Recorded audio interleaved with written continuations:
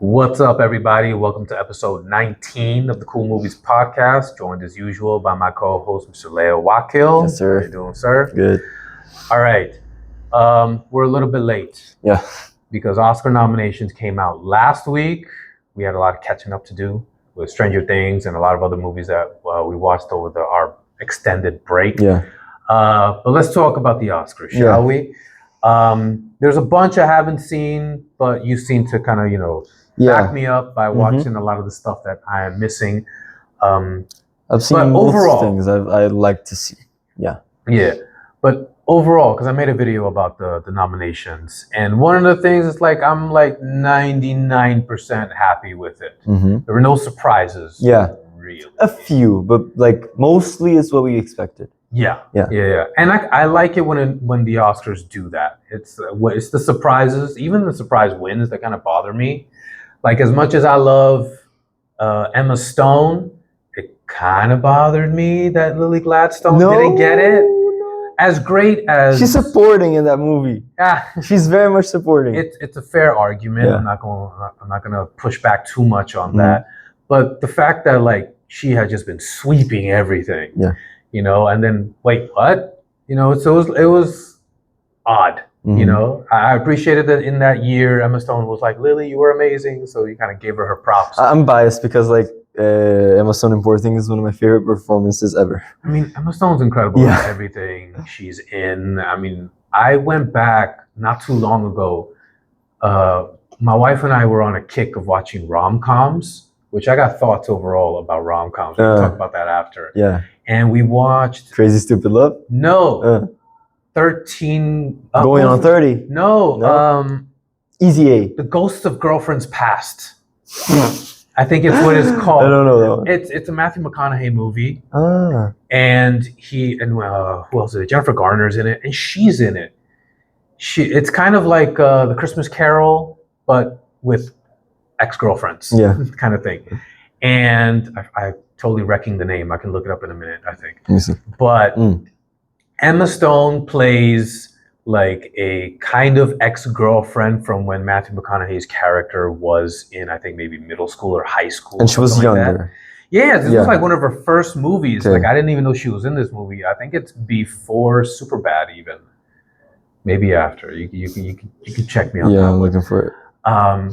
But she was great in it. I mean, she was had crazy hair, glasses, braces, talking like a typical 13-year-old girl would talk.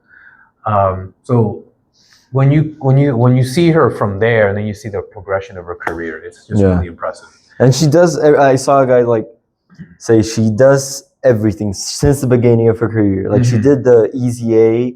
She did the Crazy which Stupid I saw Love. recently. That was really good. I haven't seen that one. It's legit. Yeah. But Crazy Stupid Love is such a classic genre blend.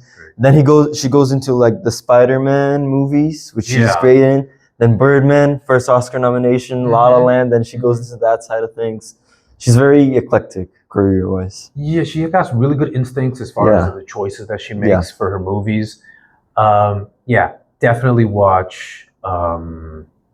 That I didn't find it. Let me look up Matthew McConaughey real quick. He went on a rom-com run. He had 5 in a row, which he wanted to get away from, which he did after Dallas Buyers Club, right? Yeah, even before that, he did a movie called I think it was called Mud. That was after. Very low. I think that was after the Oscar, but Yeah. He's great. Go. But anyways, so overall, the nominations were legit. I really liked it. It is called Ghosts of Girlfriends Past. Okay, 2009. Mm-hmm. Okay, so it was after Superbad. Yeah. But totally unexpected. She really is this generation's Meryl Streep. I mean, she doesn't have the longevity of Meryl Streep because she's still going at it. She's doing a biopic. Meryl Streep is. I forget who it is, but it's one of those crazy ones. But that's Meryl Streep for you. Yeah. Okay, but let's go to Oscar nominations. Yeah. Let's start with Best Picture. So we got The Secret Agent, Marty Supreme, F1, Frankenstein, One Battle After Another, Begonia, Train, Dreams, Sinners, Hamnet, Sentimental Value.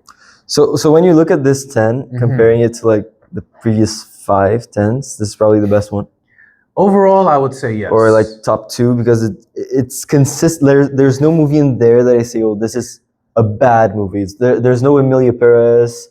There's no what else like in the past years. Shots fired. Yeah, movies that people, the consensus is this shouldn't be there. Yeah. There's at least someone who loves F1, who loves Hamnet, who loves Marty Supreme.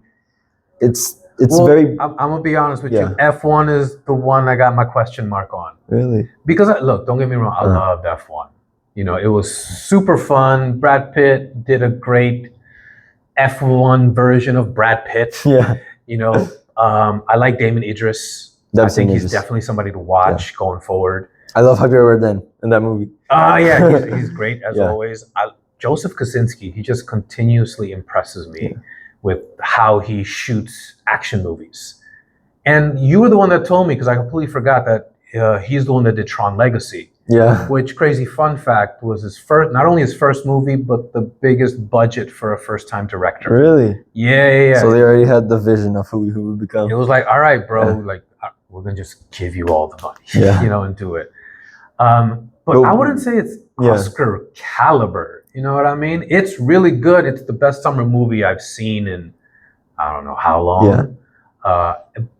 But it's on par with all of the great summer movies I grew up with. You know, Mission Impossible, The Rock, Independence Day. Yeah, I think this will age well. Like in 20 Overall, years. The list or the movie? No, the movie, F1 being nominated. Like in 20 years, when you look back, oh, that was a great summer season. What was the best F1? What was it nominated? Yeah, cool. I mean, I still don't think it should be, but I'm not mad at it. So let's put it that way. Like it's not in my top 10 of the year. Yeah. But it would be between... I'd put it in the lower end of top 10. I think because people were like, it's either F1, maybe Weapons, or it was just an accident, which got screenplay, original screenplay, and international film. I love both. I prefer F1. Okay. But I love It Was Just an Accident too. But yeah. All right. There's only a few movies on this I haven't seen. It's 4 of them actually. Which ones? Begonia, Train, Dreams, Hamnet, and Sentimental Value. Sentimental Value got a bunch of nominations, and I'm like, I have zero desire to watch it. I think you'll like it. Yeah? Yeah. I've seen all of them. I'm going to talk about the ones you haven't seen. Sure. So Begonia, I like a lot. I think it's more of an expected version of Yorgos Lanthimos. I think it's like mid-tier Yorgos Lanthimos, which is still great. Yeah. Jesse Plemons is so amazing in that movie. He's great. And what really makes me say, oh, this is like a good nomination is the final 20 minutes of Begonia. That's what, like, the entire film is like, okay, it's a cool thriller, which you wouldn't expect from him. Yeah. But the ending is amazing. Okay. Solid ending. Yeah. Stick the landing. Yeah. That's always important. Sentimental Value is my least favorite of the 10, which is kind of a hot take. Begonia is my second least favorite. Yeah. I think it's really good. I think the entire ensemble, the main 4, Skarsgård, Renata Reinsve, Inga Lilias, and Elfeni, they're all amazing. I think it's like a kind of a breeze of a movie. You're just watching people communicate and learn. All right.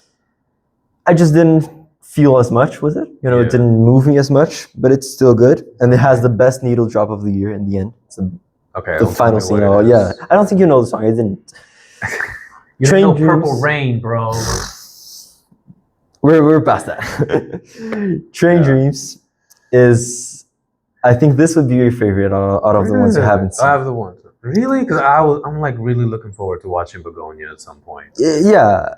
Train Dreams is like old school. Who's in that again? Is that? It's Joel Edgerton, Felicity Jones, and Carrie Condon. She was in F1 too. Okay. Two Best Picture nominees for Carrie Condon.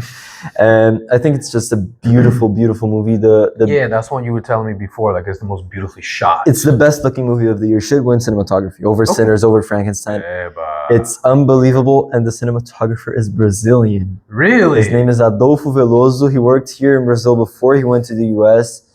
The team who made Train Dreams is the same team who made Sing Sing.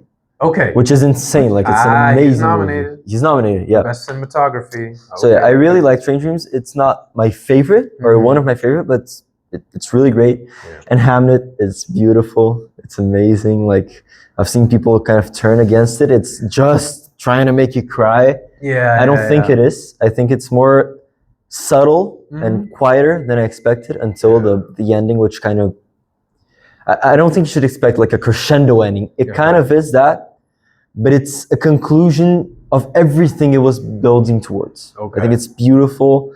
There's a story, like a literal story that William Shakespeare tells in the beginning. Okay. Which is kind of a metaphor for the film itself. Okay. And that's beautiful. Right. And Paul Mescal to me is the biggest snub of the nominations, but we'll talk about it. Yeah. Well, but one of the things is like, because I remember when the trailer came out, you just kept hounding me, watch the trailer, watch the trailer, watch the trailer. It's the best trailer like of the year. I mean, look, my problem with that statement is that it's so easy to make a good trailer these days. Yeah. And so like, and I've even like reviewed, a bunch of trailers, and there's like a specific thing that I'm going for that I'm evaluating when I'm looking at trailers, and that is like, how much intrigue do I get from the story / premise of the movie? And with Hamnet, the thing that always came up, because I watched the trailer multiple times to kind of get a feel for it, and it screams to me Oscar bait. Same thing for me. And that's kind of what bothered me, and because I don't like that. I don't like it when movies do that. That's kind of one of the reasons why Sinners popped up to me. I didn't think that it was going to get such attention by the Oscars, but I just knew instantly, like, this is an incredible movie. It deserves it. Yeah. So when it got the 16 nods, I was like, awesome. All-time record. Good on you. All-time record, and it's just some of the things I was like, like I think the best supporting actress category, kind of like I didn't understand it. It should have been Haley Steinfeld for me instead of she was great in that. And so, but with Hamnet, I was like, because it just screamed Oscar bait from beginning to end, it kind of turned me off a little bit. Yeah. Like to this day, what was the movie that Chloe Zhao won? Nomadland. Yeah. She won Best Director and Best Picture. Yeah. I haven't seen it. But you see the trailer and you're like, because I do want some level of entertainment value of my movie, coupled with artistry and maybe some bigger ideas, which I think is the combination that I think Sinners does so well and Frankenstein does so well. Best movie all day. And that's kind of where I'm like, I don't understand the F1 thing, because it's just so heavy on the entertainment aspect of it. Less on the artistic Less side. on the artistic and big ideas part of it. I think Hamnet, it's trying to be an awards contender from the trailer. And I don't like that. But that's something that, like I said, it's way quieter than I thought. It kind of I don't love Hamnet because of what I thought I would love it for from the trailer. I love the quieter moments, and I think as a father, you would enjoy the dynamic between the family. Damn it. That's all I'm saying. The dynamic, not the main reason the movie exists, but the dynamic between the family sells this movie for me. I think it's beautiful. Okay. From the ones that I have seen,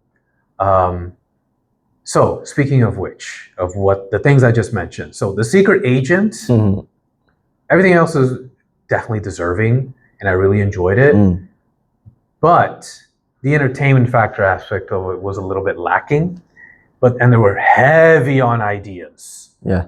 Great on artistry, like from the acting and the cinematography, set design, building that old theater, remaking the city of Recife in the late 70s. Yeah, the color palette. I think as a Brazilian, I was more entertained than people would usually be. But I was looking at this then, like, which one, if I show it a usual moviegoer, which one would they say they like the least? I think most people would say The Secret Agent. Yeah. And it's also very local. Which I like. It's a very specific kind of movie. Yeah, but I like that though, because I think some of the best things I like when movies do is they invite you to the party. It's not like a director saying, I'm going to make a movie for my people. Yeah. You know what I mean? And only for my people. It's like, I'm going to make a movie about my people, not just for my people. The entire first 20 minutes is an introduction to the world for me. Like him driving towards Recife. Yeah. when the credits come up, that's like come into this world. That You're invited. gas station scene Yeah, like is no, just amazing opening scene. It just gives you chills, and I like how it's like it's a great overture for what to expect. Yeah. I thought, and Wagner Mora just kills it as he does with everything that he does. Yeah, he's great. Marty Supreme, I liked it a lot. Okay, really quick to touch upon this because I do think that Sinners is going to win. Best Picture. Yeah. I think Sinners is going to get my prediction is going to get about between 6 and 8 awards. Yeah, I think it's going to win 6 to 8. We can see which ones. Yeah. I'm just throwing a number out there, but I think it's definitely going to win for Best Picture and Best Director. I think it's going to upset Guillermo del Toro. Guillermo del Toro isn't nominated. He's not nominated for Best Director. How did I miss that? It would be Paul Thomas Anderson who would win because he won all prizes up till now. But maybe Ryan Coogler. I think Coogler upsets it in that way. Yeah, we'll see what happens. Yeah. Marty Supreme. But with Marty Supreme, I think I told you this before. It was like, if I had to describe Marty Supreme, I would say Rocky plus Uncut Gems. And a little bit of Wolf of Wall Street? Yeah, a little bit, but it's like, because that character of Marty, he's just so slimy. Yeah. But because he just is so determined, he's like, okay, there's so many failures in this. So I think the entire dog plot line is... I think if you're an entrepreneur, you need to watch this movie. Yeah. Because it's just like failure after failure after failure, and he just does not quit. He's just like, okay, I got another idea. I got another scheme. I got another this. So I liked that angle of it just keep going, just keep going. After a while, though, it does kind of wear on you. After you saw it or during the movie? Even during the movie. It kind of like, okay, you really want to make it to Japan. Okay. We get it. Okay, so I thought Ben Safdie or Josh? Josh, okay, yeah. I thought he kind of lingered on it a little too much, like another scheme.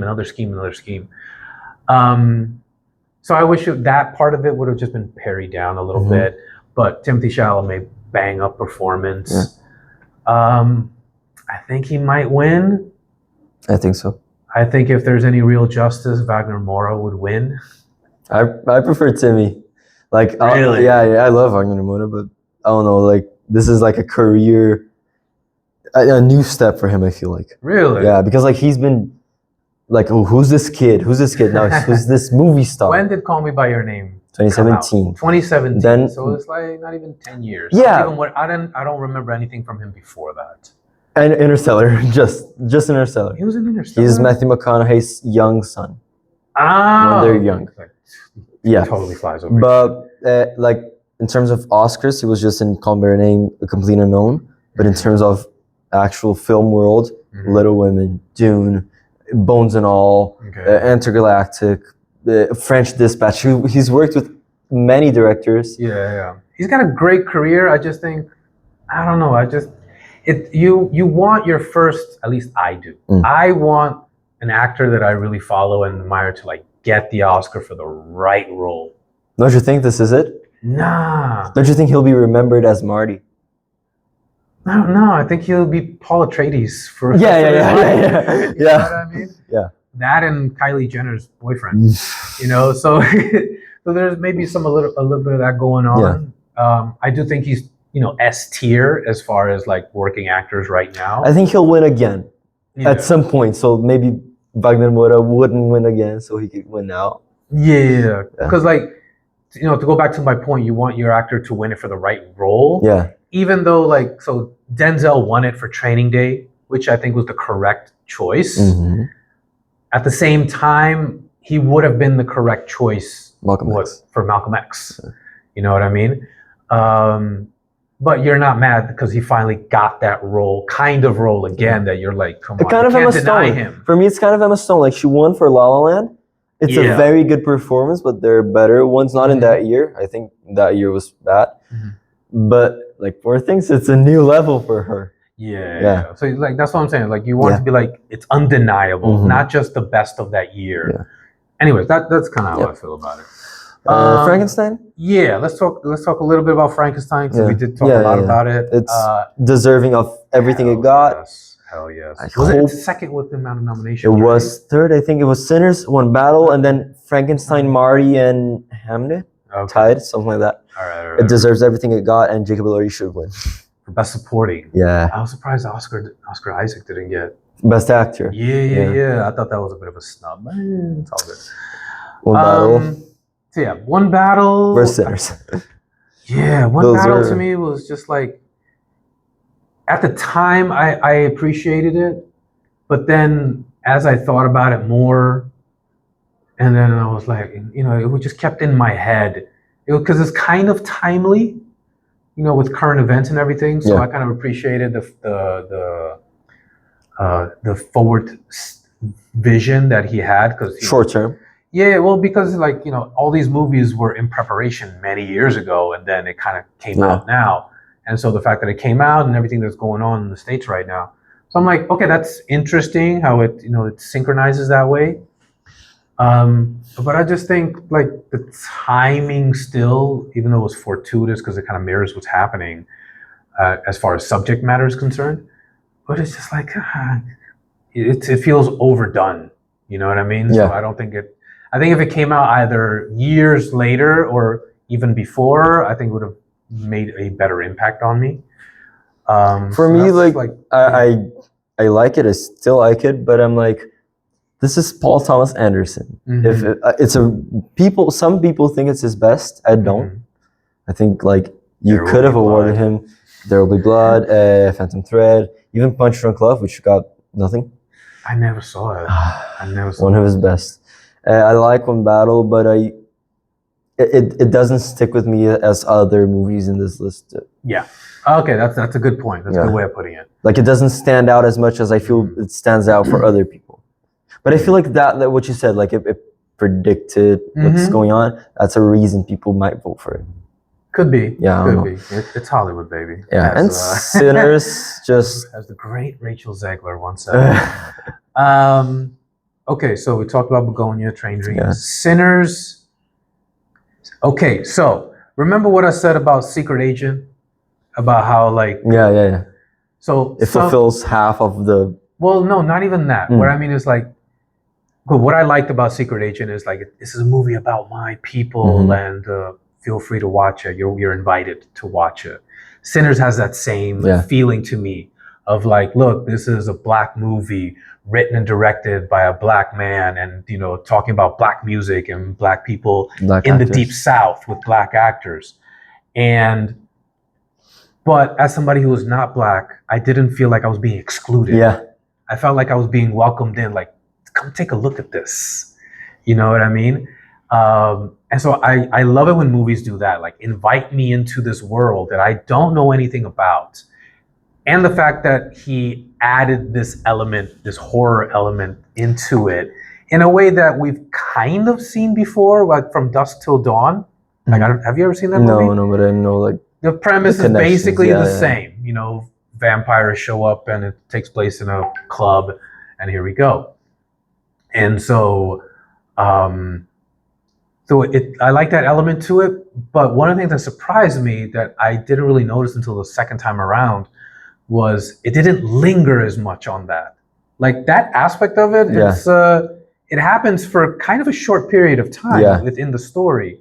So I was like, oh, you didn't hammer it home with the horror aspect of it. It's just an element of this movie. Just like the racial aspect of it in the time period is an element of this story. So I think he balances big ideas really, really well. It beat the record, right? It got 16 nominations. We have the new category this year, casting. So it makes sense that it has 1 point of an advantage.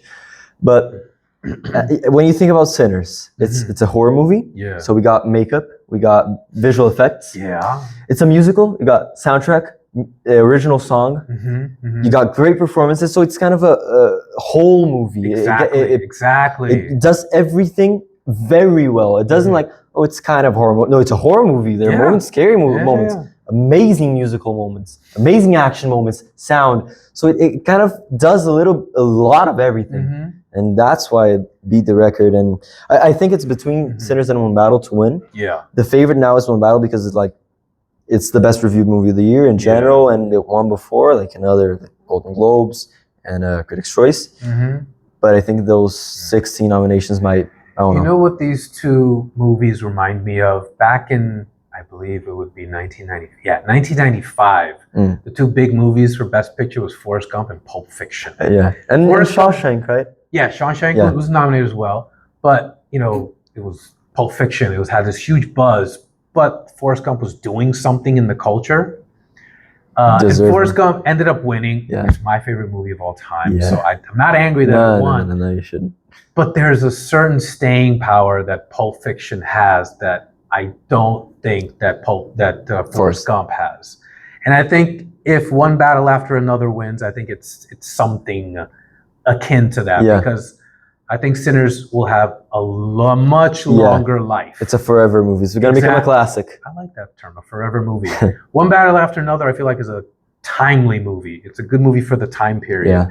But 20 years from now, I don't really think people are going to watch One Battle After Another and be like, this is genius. You know, but they're going to watch Sinners and be like, wow, that's something. You know, so maybe the start of one of the best directors of all time, like the big Oscar start. He did Black Panther and Creed. Yeah, well, you know what? It's like, have you seen Fruitvale Station? No. It's really, it's a much smaller scale movie, and it feels smaller. And I feel like everything he's done after that, he's able to take big movies, but still make them grounded. Yeah. And Sinners is one of those, you know. And the thing that I love about Sinners is that since it's the first original thing he's done since Fruitvale Station, everything else is like part of a franchise or part of a movie universe. And so the fact that like, okay, this is my thing now. And he has such a voice. Like you can see his voice in the movies that weren't original. Like you see Sinners and I guess I think Panther and Creed and you can see that personality, the ideas he wants to talk about. Like when I saw Wakanda Forever for the second time, I was like, there's no way he's making something better than this because it's my favorite one until Sinners. Up until Sinners. Okay. Because I prefer it over the original. That's I guess kidding. And I haven't seen Creed nor Fruitvale Creed. Oh, man, I love Creed so much. It has a special place in my heart. And then one of the things I really love about Creed that he also did with Sinners, because Creed he basically did or got the idea from because of his relationship with his father. So there's a personal aspect of it, which I think helps in grounding it overall. And then Sinners, he talked about it. I saw an interview when he was promoting the movie where it was about his uncle. Oh, yeah? Because his uncle was super into the blues. I saw that. I remember that, And then when, like, he would say, like, you know, he would go to sleep in the dark and he would kind of literally hear the music that his uncle would listen to.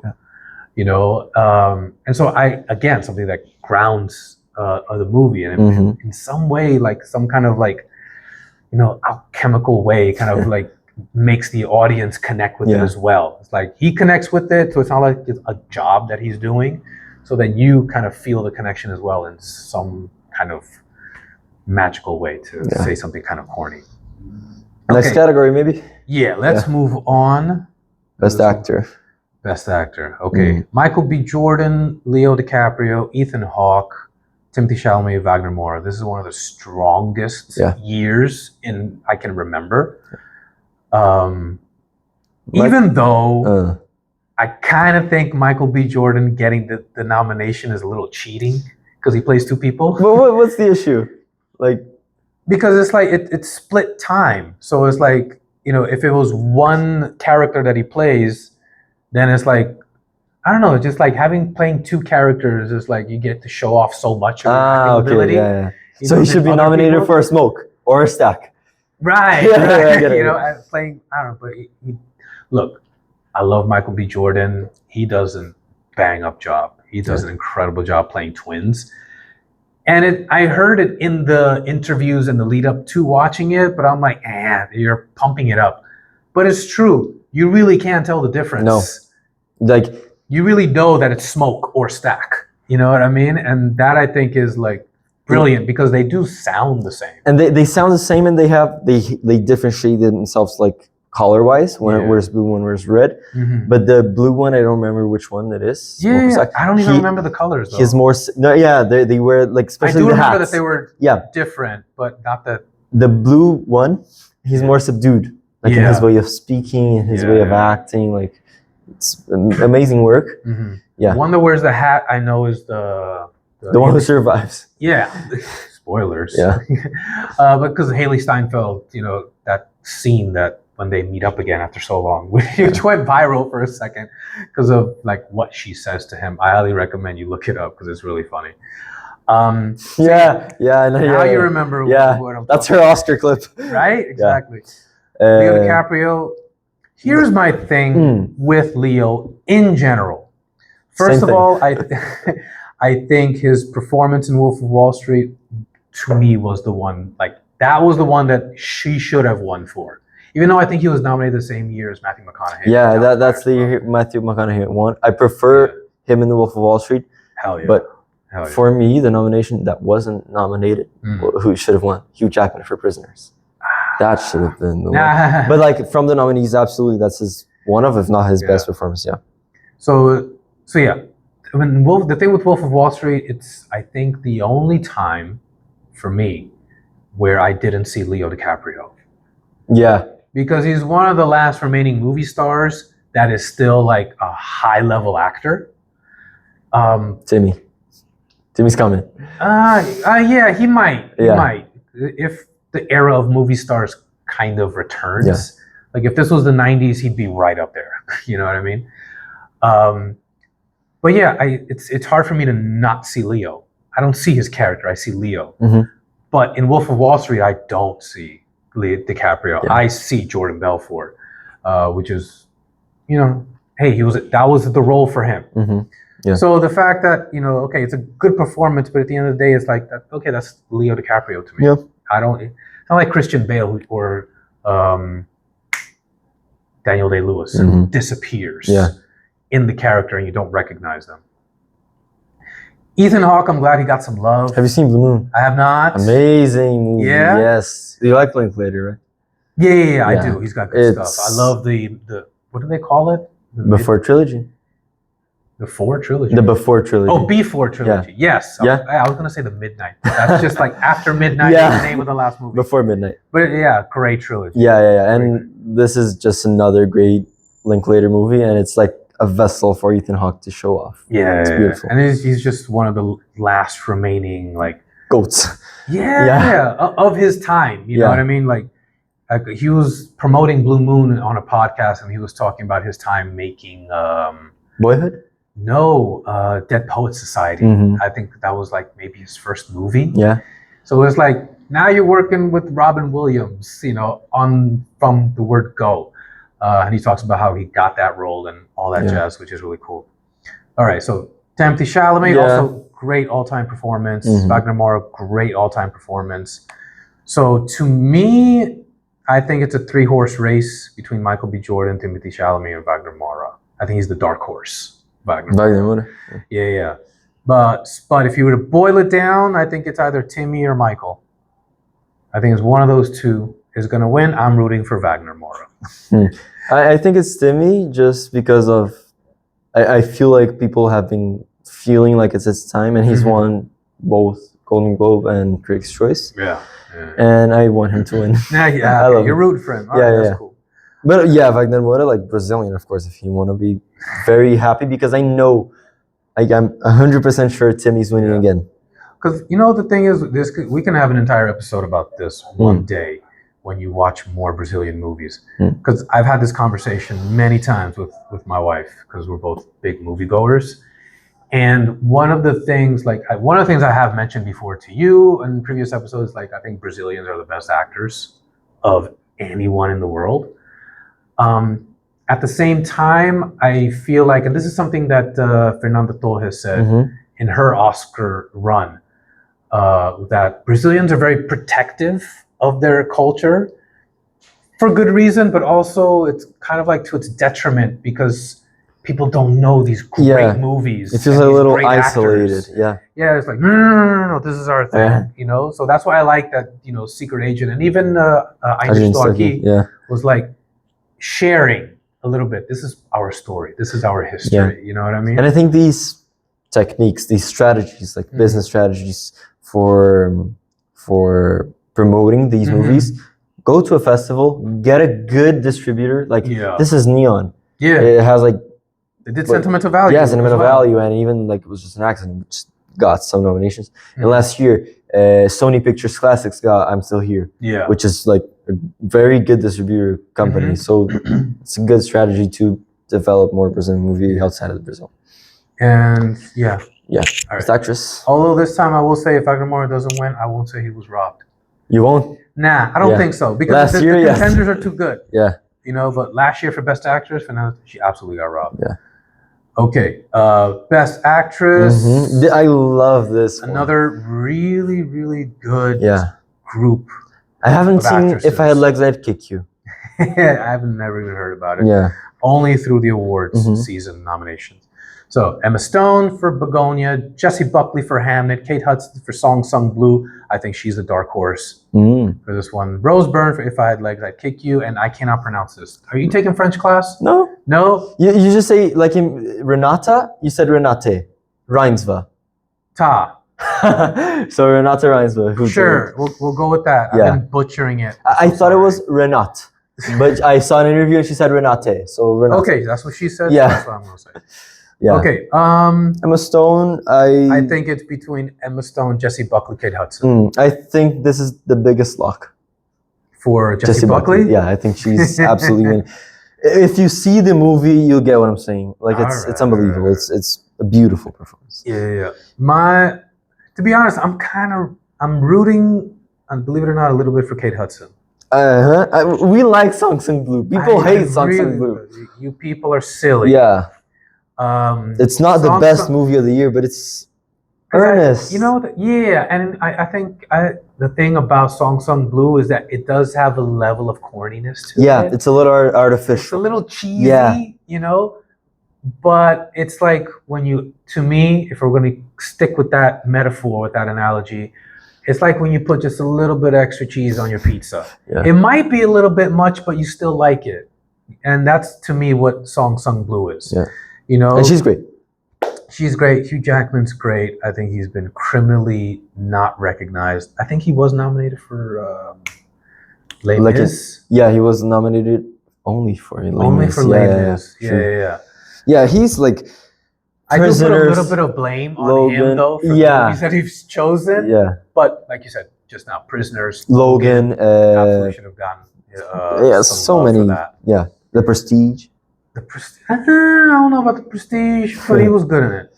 But Kate Hudson, it's a nice little return to these kinds of movies and performances since Almost Famous back in the day. And she's just great. Yeah. She's just so good at...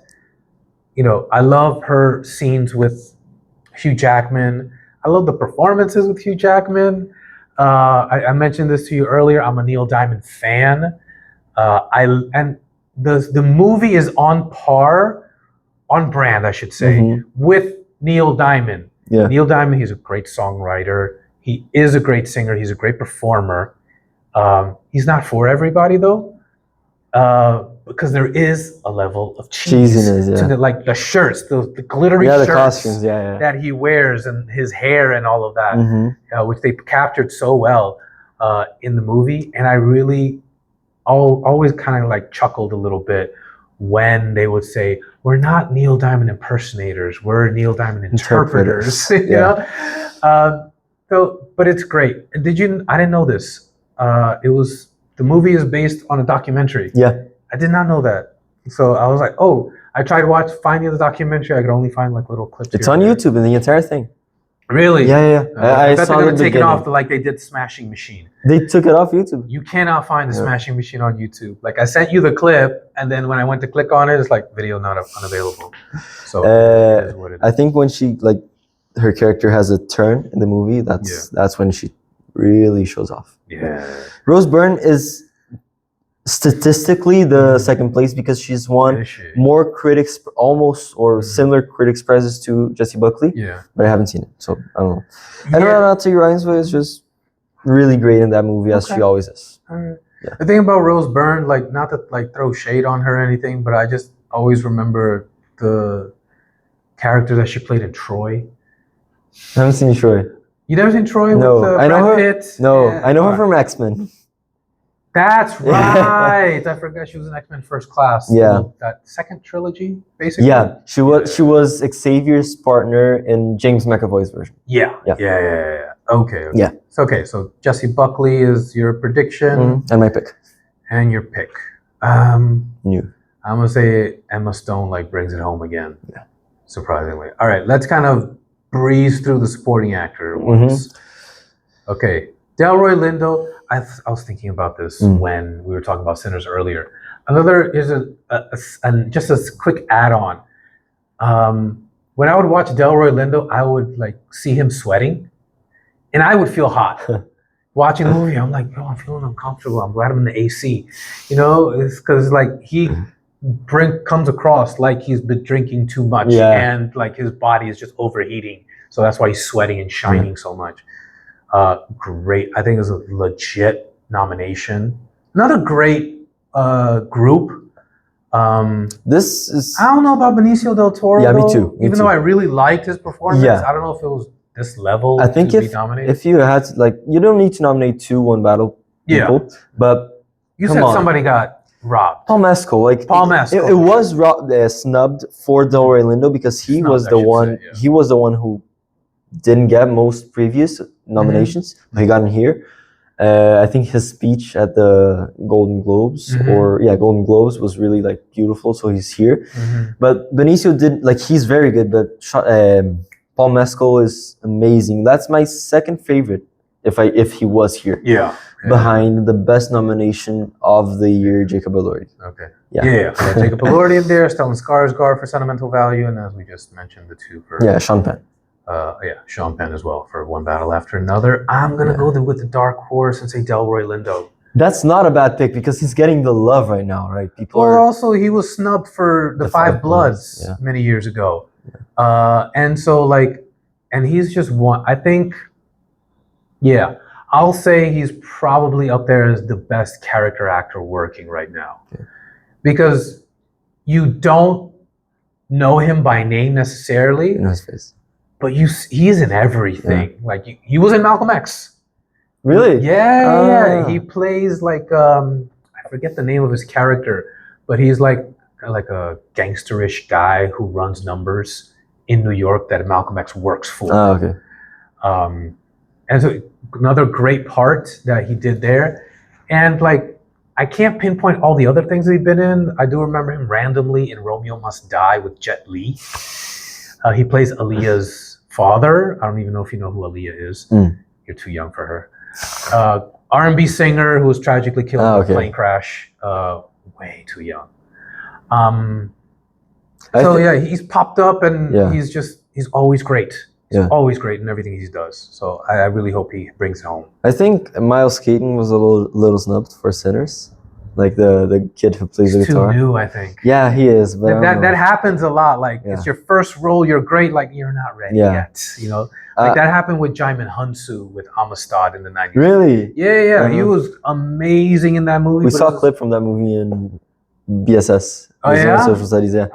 Okay. The slaves coming in. He's so good. He's got like "Give us free" moment in the courtroom, and he's just so like magnetic, you know, as an actor.